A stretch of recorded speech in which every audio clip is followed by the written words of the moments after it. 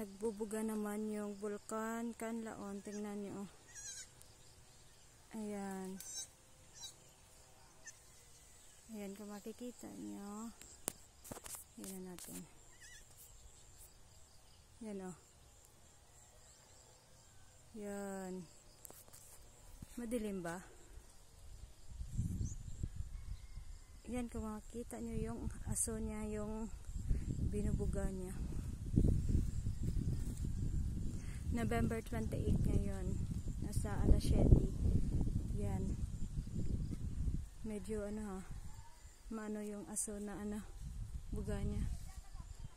Nagbibilad ako ng palay. At nakita ko yung buga na naman.